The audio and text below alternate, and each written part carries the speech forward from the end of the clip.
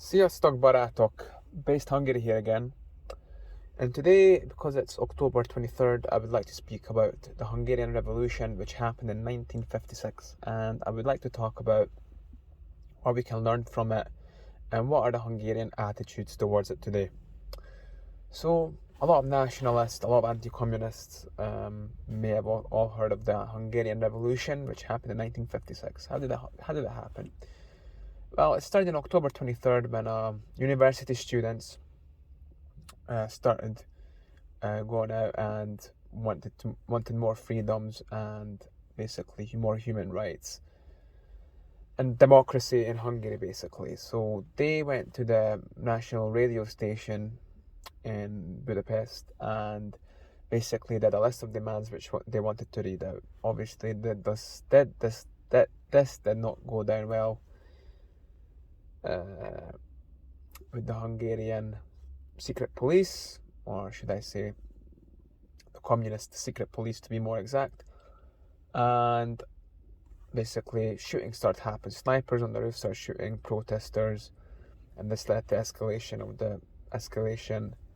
and the revolution kicked off. And the way it kicked off is with people literally storming police stations and military barracks and basically looting them for obviously weapons and ammunition. Now it's very interesting what happened, because for a couple of days, it was thought that the revolutionaries have won, and with the installation of new Prime Minister Nagy Imre, who went on the radio and said that, okay, Hungarians will hold free and fair elections and we will break away from the yoke of the Soviet Union. But the thing is with Nagy Imre, he was actually a social democrat in politics, so he was actually a communist. So he did believe in communism, but he wanted to be not under the yoke of the Soviet Union. Obviously, he got made an example of.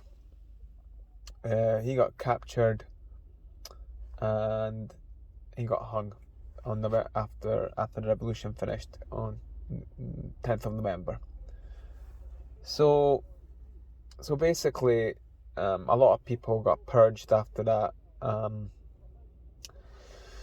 and about 200,000 refugees were created, who either fled to Austria, West Germany, France, and the US, Australia.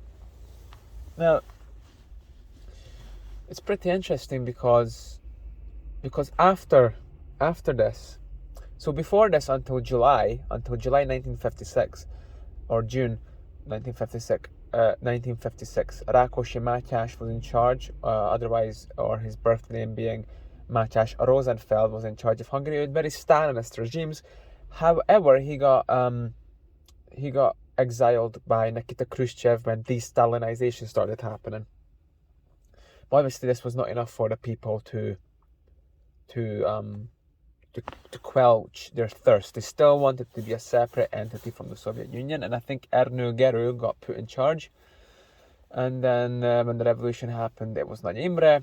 After Nagy Imre got executed, they put Kádár János in charge, who started introducing, let's just say, more liberal versions of communism. Some people would have called it Gulyás communism. If people don't know what Gulyás is, it's the national dish of Hungary. It's basically a stew with carrots, meat, potatoes, and the reason they call it Gulyás communism is because he also introduced different ingredients into communist life, aka more freedoms, about capitalism, about free market, and that's why they called it that. So yeah, so that happened, and obviously it got crushed. But I mean, there are so many theories around that, why and how it happened. In fact, there was a pretty interesting theory that I heard that Francisco Franco was going to send actually about 2,000 to 3,000 hardened military vets to help Hungary against anti-communist regime, so help the revolutionaries. But I did read that the Americans actually put a stop to that help. I don't know why, but I find this interesting. I can speculate why, to be honest. But what can we learn from this? And how does the Hungarians view the revolution today? Well, After the fall of communism, the 1956 revolutionaries obviously got made heroes. They were heroes. They gave lectures, they gave speeches, and obviously there was a older gentleman called Pongratz Gergely, who I think passed away in 2006, who was a revolutionary. He always used to give speeches in the universities about anti-communism and about how Hungarians must always be aware of dictatorships. And one of the things that the nationalists actually done in 2006, exactly 50 years after the revolution, was actually when there was riots against Gyurcsány Ferenc, the Socialist Party leader at the time. They actually used, somehow the revolutionaries got a tank in 2006 and tried to emulate the 56 revolutionaries. There was speculation that tank was placed there on purpose. I mean, it's not that easy to get a tank.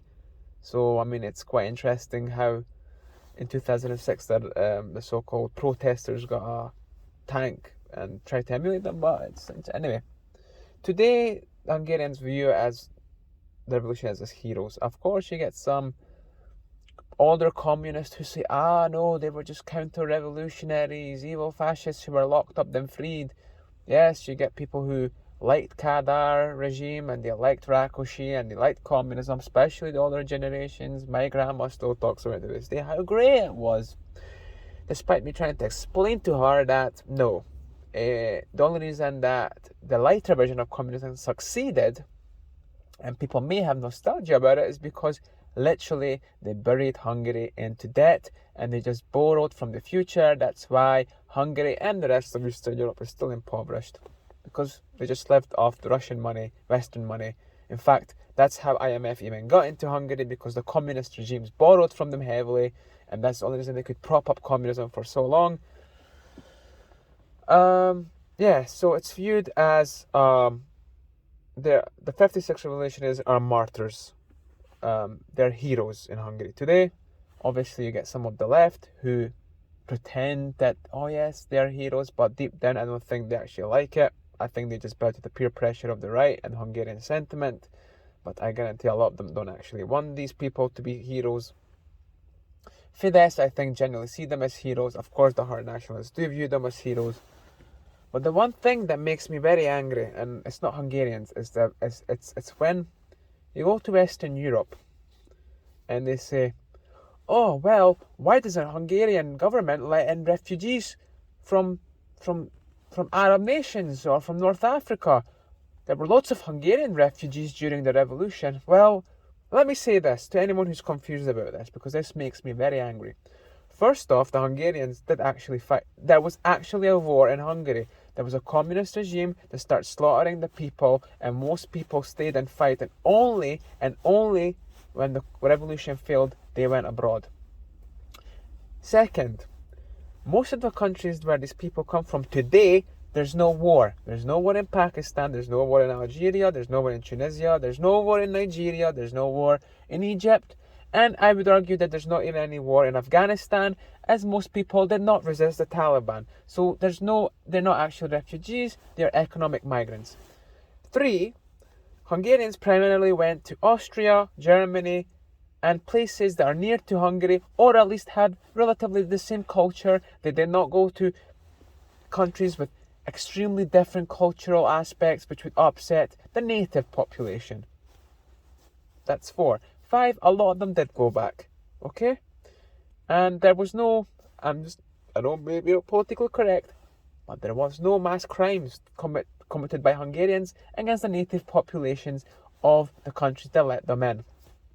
And the illusion and the thinking that Hungarians never let refugees in is wrong anyway, because when the Yugoslav war happens, I remember this well, I was in Hungary at the time, I was only 5, but my grandma told stories, that Hungary did take a lot of Bosnians and Croats in, but these people also went back to their respective countries when the war was finished. So I don't like that comparison whatsoever. The 1956 revolutionaries were starting from 16-year-old boys who did not flee straight away like some other refugees are doing. They stayed. Most of the fighters were men, and most of the refugees from Hungary were women, unlike today. These people were heroes who rose up against one of the biggest and most cruel regimes the world has ever seen, and they need their spot in history. So yes, that's what we're talking about today, because it's October the 23rd. Yes, folks, if anyone is listening to these videos of mine, I do appreciate you. Thank you very much. I still don't have a subscriber to this date. I don't know, maybe my videos are not the most interesting, but I do give news from Hungary, which people may be interested in English, so maybe there's a niche, maybe I'll still has time to grow, I don't know. But if you like this video, share, subscribe, look at my other videos, and yeah, thank you for listening, folks. This is Based Hungary out.